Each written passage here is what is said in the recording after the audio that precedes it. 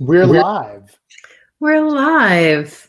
Welcome, everyone. I'm Jen Gray. Welcome to another Tuesday with Forward. We have some really exciting guests to join us here tonight, and Scott will be bringing them up on the screen. We have our dear friend Karin Wolf, who is the administrator. Is that your title? Of the Madison Arts Commission. That's right. And then we have Keisha Mavra and Anwar Floyd Pruitt, who are both local visual artists as well as other types of artists as well. Keisha, I know you're a theater artist also. And we thought tonight we would take this opportunity to talk about what I think is one of the most exciting and invigorating public art projects that has happened in Madison, at least during the many years that I've been living here. So, welcome to everyone who's joining us live tonight, and feel free to put questions in on Facebook or YouTube. Scott will, our intrepid Scott Hayden will be monitoring those, and we'll bring your questions to all of us.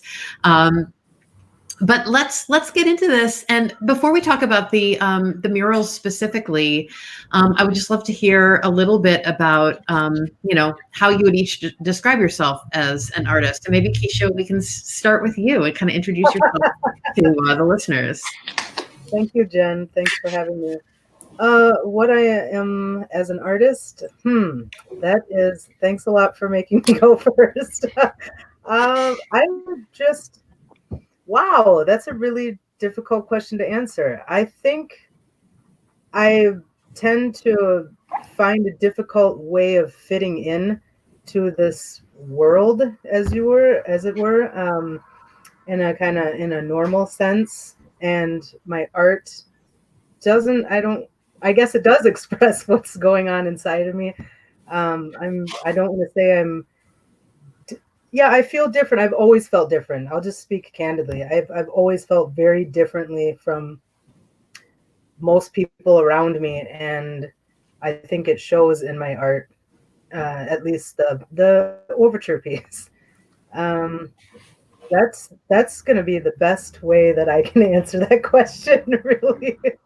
That's excellent, and we'll get into details about those specific pieces in a minute as well. But Anwar, welcome. Same very vague question for you. Hi, Jen. Thank you for having me this afternoon. So I can certainly say that I'm an emerging artist. I just graduated from UW-Madison with my MFA, where I focused on the 4D area, which is installation, performance, and video. So I certainly, do all of those, use all of those media, or that idea of media and art. I have a show coming up at the Chazen in October, called Supernova, Charlotte and Jean's Radical Imagination Station. And so that is sort of an installation. That's an installation piece. But I do a lot of puppetry. I went to the National Puppetry Festival last summer, and just I found my family. I found my tribe, as they say. And I love puppetry. It feels like this great combination of performance and visual art. And one of the things I love about it is that I've been working to develop a puppetry style that's easy to teach and affordable. So sort of bringing a democracy, if you will, to the visual arts, or at least the puppetry. That is so exciting. Now I'm like, ooh, next time I read a play that needs puppets. Nice. Wonderful. Thank you. That's also really exciting. Congratulations on your recent graduation. Thank you. Karin, can you just let the listeners know a little bit about yourself and about your role with the Madison Arts Commission? Sure. I am the arts administrator for the city of Madison. I've been in this role probably 14 years now. And one of the things I do is staff the Madison Arts Commission, an 11-member appointed body that advises the city on arts and culture. We give out grant funding. In full disclosure, we give grant funding to Forward Theater. We've commissioned Anwar. We were about to commission Keisha for a different project, and then we switched it up real quick and put her on this project. But So one of the things we do is grant making in the arts, but we also do community planning and different infrastructure support. And in this case, we responded to an urgent request from the Common Council and the mayor to create an artistic response to what was happening in our community and globally, nationally, certainly. Yeah, can you tell us a little bit more about how this project, this mural project on State Street, what was kind of going on in those early hours or days? I think most people in the Madison area, and even those far beyond, I think have seen a lot of photographs of some just incredibly powerful works of art that have been created as part of this. But I don't know how well people know the story of kind of how it unfolded, and we can hear a little bit about that. So, there were some peaceful protests in Madison on May 30th. And later that night, there was actually, it devolved. There was some property damage to businesses on State Street. So the next morning, there were some windows that were boarded up. There was a meeting held that I was not in.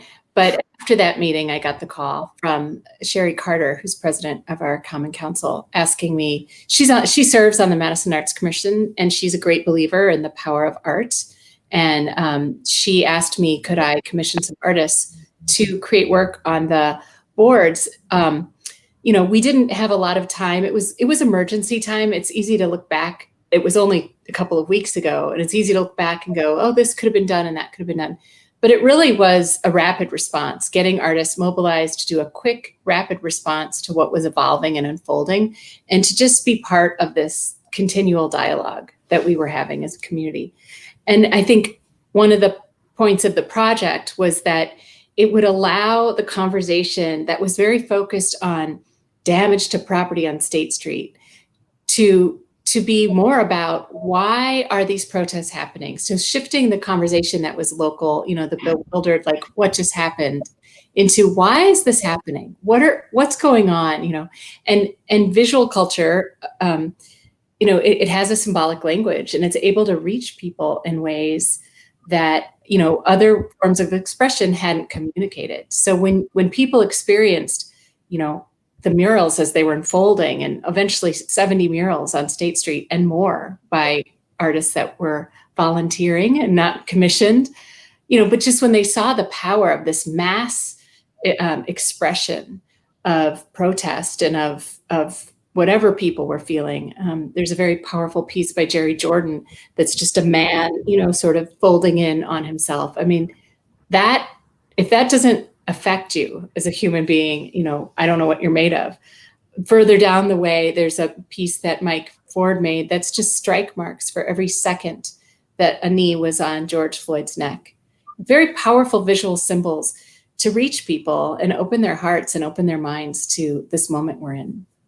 Yeah, and I really love what you're saying about the desire to focus the public conversation away from the what and onto the why. And I think that's really powerful. And I do want to also flag, because anyone who knows me and knows Forward knows how important this is to me. I love that all of these artists got paid for their work. Yes.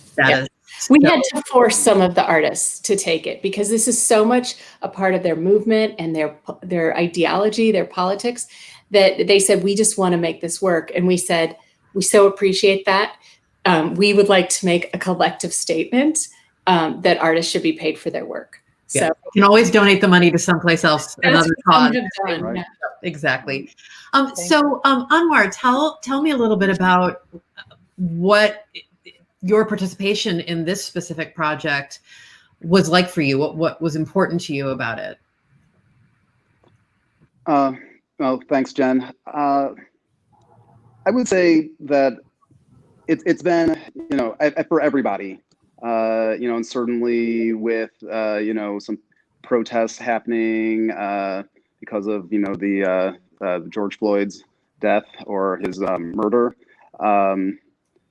combined with, coronavirus and this sort of, everyone was, I think as the kids say, feeling all the feels. And I was feeling the exact same way. I haven't, to be perfectly honest, I live not far from State Street. I really haven't been on State Street that much. I think in combination of coronavirus, but then also not necessarily feeling safe. There was, of course, on that first day of protest, there were, white supremacists like with guns, and extra rounds. And, I just don't feel comfortable in that situation, and of course they're just practicing their rights. But again, I just think as a Black man, I'm not going to spend a lot of time around armed individuals like that. And the fact of the matter is, not all of the people who, sort of have ill intentions are carrying guns, and is obvious. So when I, heard from Karin about this opportunity,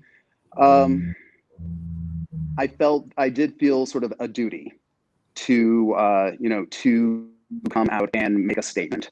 And that is, I'm an artist, and I've been an artist sort of secluded. So I've certainly been looking for creative outlets.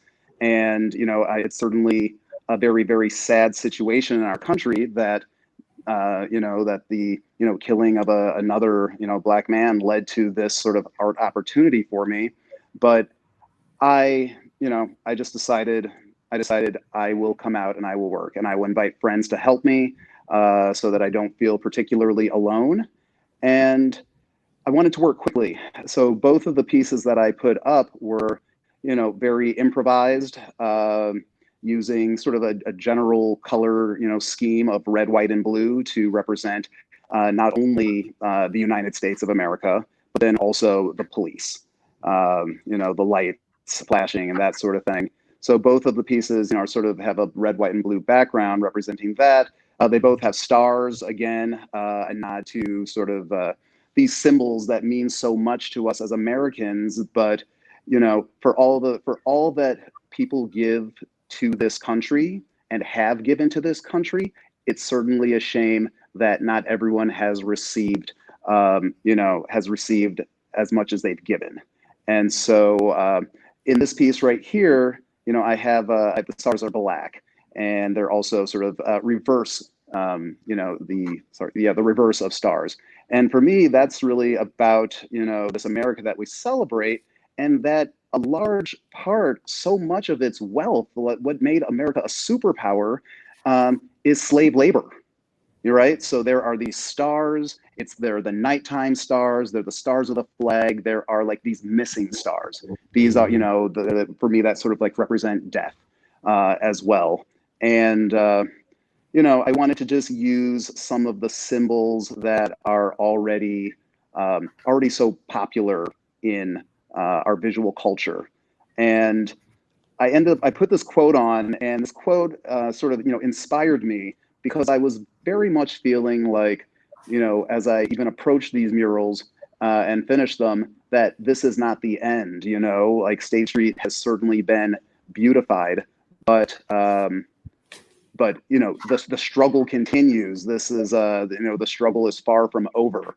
And in my mind, that's what I wanted to sort of put on this mural. And I was so frustrated and so angry, but I sort of looked to American leaders who had, things to say about the state of this country and how to make this country the place that we all say that we want it to be, or at least that, the founding documents say that the country, should be. And so I, got this great quote from Frederick Douglass, and I don't have it memorized, but the gist of it is, the life of a country is only, I think the life of a country is only stable while that country is honest, virtuous, and there was one more descriptor, and I just can't remember it, nor can I see it. It says truthful. I'm truthful. really zooming in on it. Honest, truthful, and virtuous. Right. So for me, instead of sort of arguing or making a very sort of on the nose statement that this isn't over, something like this seems to say that for me. Like, if you believe this country is honest, truthful, and virtuous, then hey, we've achieved the American dream. But we haven't. It is not honest. It is not truthful. It is not virtuous. or not all the time. And a lot of people have suffered because because of the lack of honesty, truthfulness, and virtuous. I want to give someone else a chance to talk, but I will say this. My experience painting the murals was, again, I'm an artist, so give me a canvas, give me a space, and I'm always excited to sort of share, through visual art. But I also had a lot of great conversations. There were a lot of people that wanted to stop and talk about the quote, ask, specifically about the work. And sure, you can ask specifically about the work like people did, but I also felt like I had to steer the conversation to like the bigger issues at hand. And so being on State Street was a great opportunity to talk to families, meet a lot of artists of color who I hadn't met. And, that was phenomenal. And to, I think experience some of what I was avoiding by going to State Street, some of that negativity, some of those people who don't, who don't necessarily value Black lives or don't think Black lives matter. So also coming to, experiencing more of that in my face rather than on, sort of like an institutional level.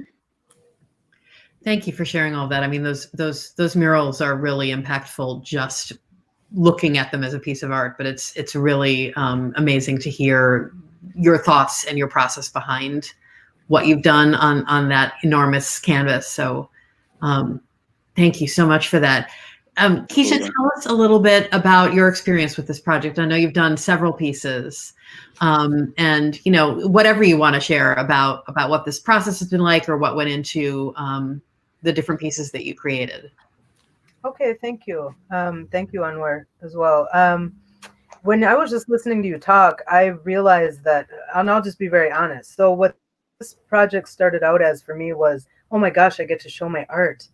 And I get to help people, and I get to help people do things that I think that are good to help them with. And it was a control, like I had a lot of control. I wanted control, and I wanted to shape the thoughts of people around me. And then I realized when doing the progress, throughout the progress of the piece, I was losing control and I was losing my temper inside. I was really hating white people and Black people, and I was hating myself.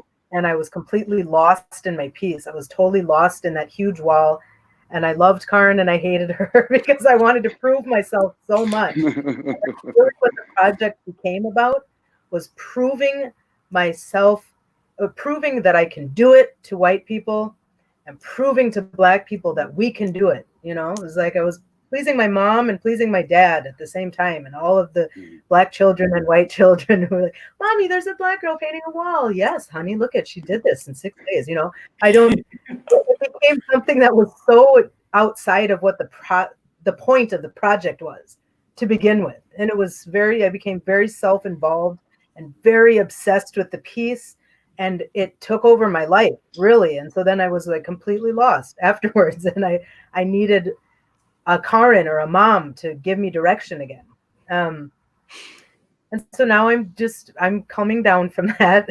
And I realized that in being part of the process of the mural paintings, I was completely losing even more touch with my surroundings politically and socially and family wise. I just was all about me. And I didn't like that. And then the more I would come back to the piece, I'll just put it this way. Not going and looking at the piece has been one of the biggest improvements that this project has taught me about getting hold of myself and just letting the art be out there and hoping that it's doing something really beautiful for people. Because I really don't, me being around it and trying to absorb some of the energy from it for myself is like taking away from the whole purpose of giving back to the community. And honestly, when I look at that piece, that's awesome. That ladder was really crazy to be on.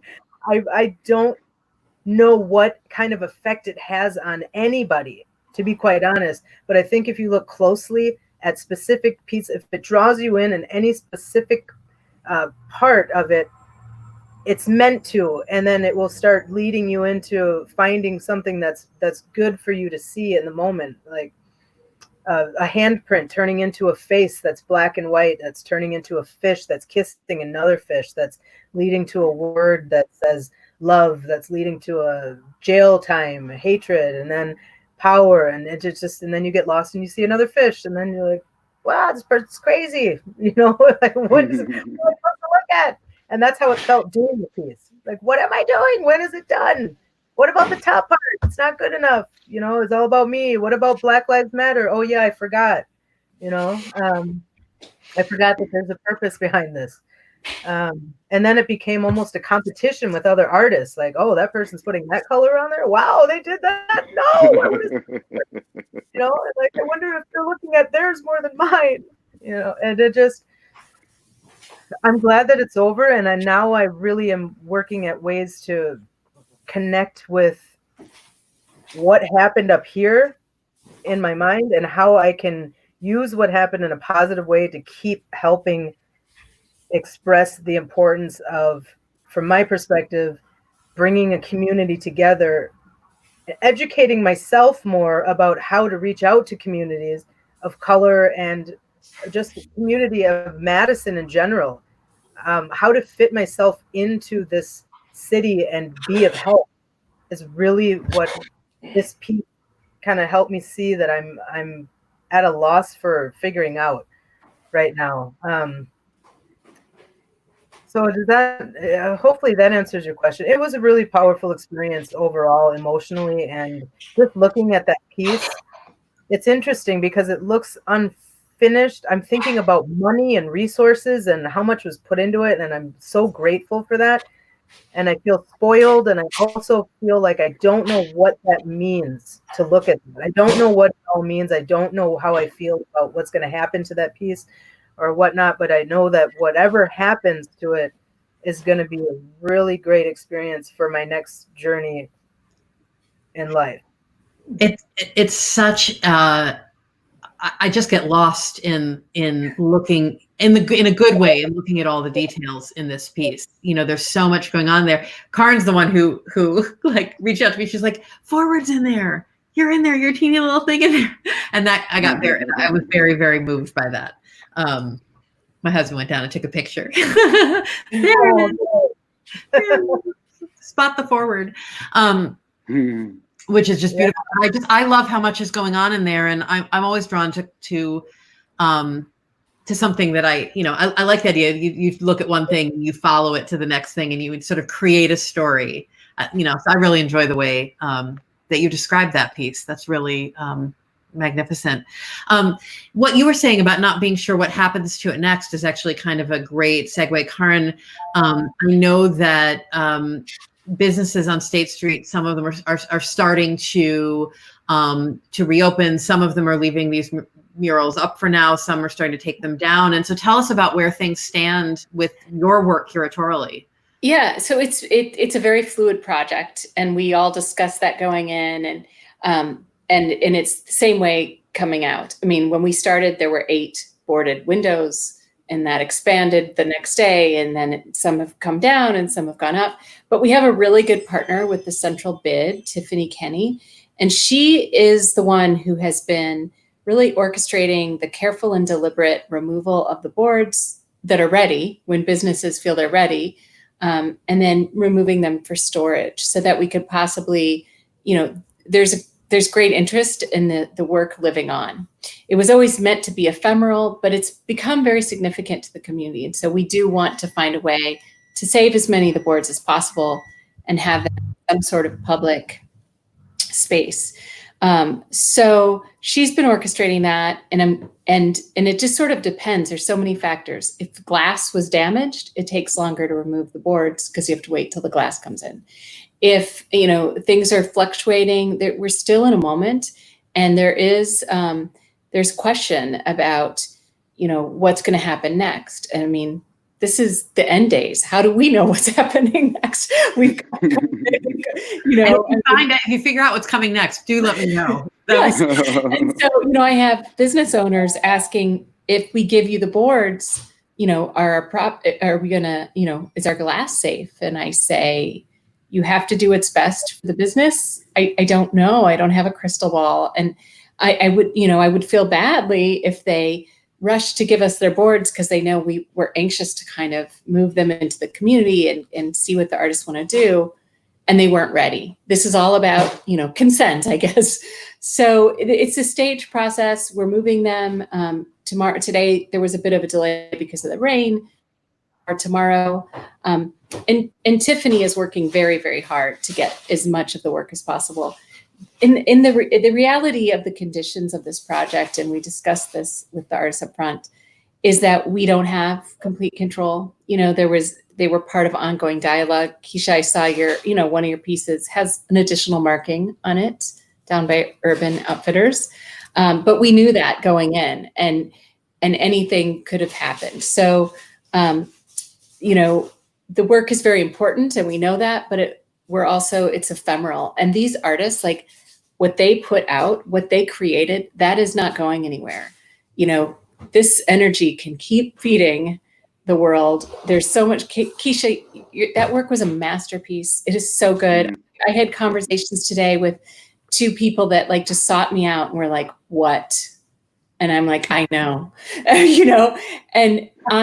you've been in several articles. I mean, there's great interest, and you're going to keep doing the work that you are here to do on this planet. So there's not a scarcity. I mean, these particular pieces are important because of what they were responding to, but there can be more opportunities in the community. There can be more commissions. I think many of these artists are getting it down, and still have things that are really important to say. So, we're doing what we can to keep the boards, and we're encouraging people to, to trust and to turn it over to whatever is bigger than ourselves that's been controlling this whole thing. Yeah. Keisha and Amar, are you able to read the comment on the bottom? Yes. Yeah. Yes. That's yep. That's very true. I have a teenager who's a photographer, a budding photographer, and being able to go down and document the art that was being, created sort of in front of us was a really powerful experience for him as well. And Karin, I want to make sure that everyone who's listening knows, because there's been a lot of talk about this as this State Street experience, but I know it goes beyond State Street. I know I've seen pictures and I've seen in person. There's all the sides of Overture Center. There's up on the Capitol Square. What else? Are you able to just sort of tell people a little more about where they can look for these pieces of art while they're still there? Right. Well, in fact, there's an interactive map that someone at the university developed that is open source that would be great to have people populate with images, because, we commissioned 70 murals, over 100 artists, but there were other really important pieces. There was graffiti that's really important. I mean, this is a layered discussion, and we don't want to minimize the conversation as a whole. This project was never about whitewashing, important messages or covering them up. It's about continuing to add layers to this dialogue. So yeah, the whole downtown, really, the entire span of the business improvement district was eligible to ask for an artist to do a piece on their property. And, we deployed artists fairly widely in that. I mean, Hillel has a piece, you're seeing Keisha's piece on heritage.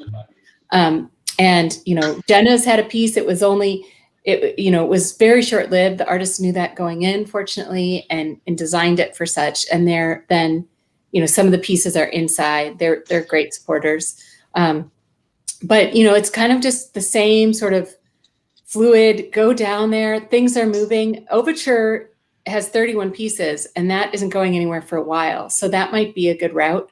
If you are high risk for COVID and you don't want to get out of the car, there's lots of ways you can intersect. Go the loop around the Capitol. You'll see a beautiful piece at the Veterans Museum by Lincoln and Tony Marzette. Lincoln Rust, I got it.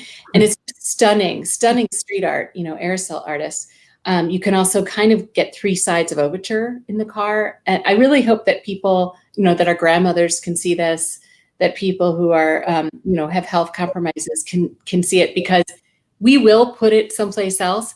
But the impact it has on State Street, the half a mile stretch of murals of art, you can go by the university bookstore. There's a beautiful tribute to Tony Robinson by two young women, America Hare and Danielle, forgetting her last name. But, there's a lot of emotion and power in this, and see as much as you can while it's there, and then let it go, and we'll see how else we can bring that energy into our community. Amazing. We probably want to wrap up in a minute or two. Scott, jump in if there's questions, but otherwise I definitely want to let Keisha and Anwar, if there's anything else that you'd like to say or share about your work, about your experience, things that you'd like the community to take away and think about. I mean, this is work that's intended to have an impact. And so we want to amplify that. Well, I'd love to start by letting Keisha go first. No, I just wanted to wipe my nose. Go ahead, Anwar. Okay, I will go. To Karin's point, it is important that the murals are there, and they will come down when they need to come down. But in the meantime, I think it's extremely valuable for the Madison community to have a, sort of in-your-face reminder about the injustice that is, still happening. And, again, the State Street looks great. I mean, I love going to art galleries. So, in a way, it feels like I'm walking through an art gallery. But, it's, a month of these murals, 2 months of these murals being up does not fix the problems that, we as Americans will have to work together to fix.